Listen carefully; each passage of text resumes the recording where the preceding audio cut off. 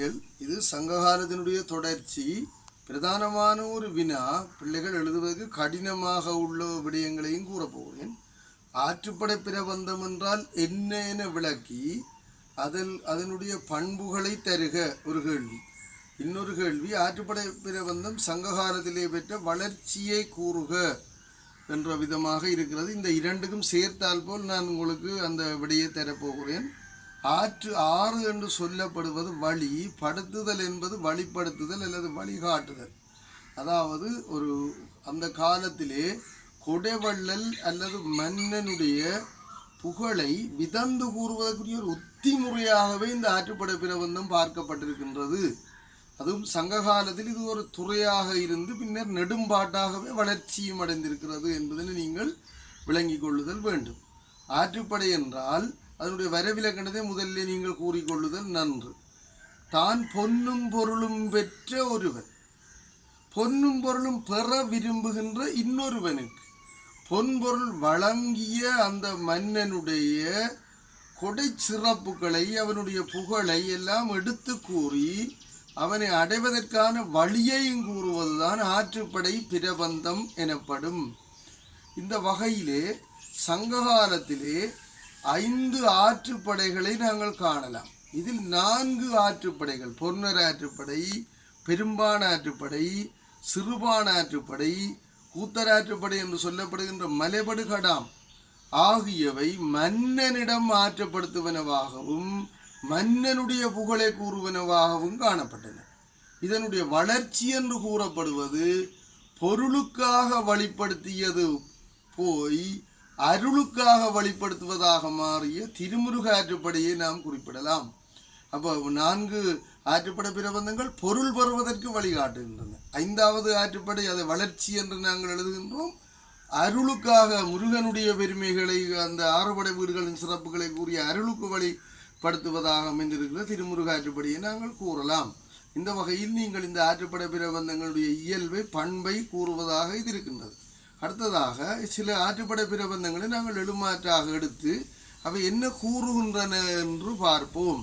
பொருணர் ஆற்றுப்படை, இது கரிகாற் பெருவளத்தானே முடத்தாம கண்ணியர் என்ற புலவர் பாடிய ஒரு பாடல் பகுதி ஆகும்.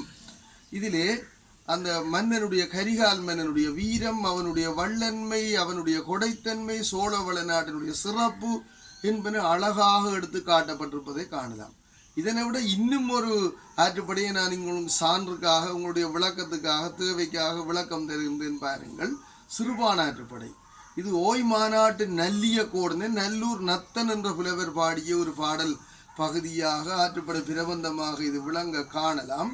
இந்த இலக்கியத்திலே விரலியர்களுடைய வர்ணனை காணப்படுகின்றது. அதே போல மூவேந்தர்களுடைய தலைநகரங்களினுடைய சிறப்பு இங்கு அழகாக எடுத்து காட்டப்பட்டிருக்கின்றது.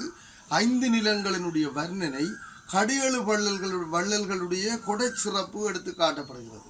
நீங்கள் அறிந்த விடயம்தான். முல்லைக்கு தேர் கொடுத்தவன் பாரி, அதே போல மயிலுக்கு போர்வை கொடுத்தவன் பேகன், தனக்கு கிடைத்த விலை உயர்ந்த ஆடையை சிவனுக்கு கொடுத்தவன் ஆய், இரவலர்களுக்கு, தன்னிடம் இறப்பவர்களுக்கு குதிரையின் நாடும் கொடுத்தவன் காரி, கூத்தருக்கு பொருளும் வளமும் கொடுத்தவன் ஓரி, இதே போல இல்லறத்தோர்க்கு பெரும்பொருள் கொடுத்தவன் நள்ளி, அதே போல அவ்வைக்கு நெல்லிக்கனி கொடுத்த நெடுமாறன் என்று சொல்லி கடியெழு வள்ளல்களுடைய சிறப்புகளை நீங்கள் அறிய வேண்டுமாக இருந்தால் இந்த சிறுபான் ஆற்றுப்படையிலே அழகாக பார்க்கலாம்.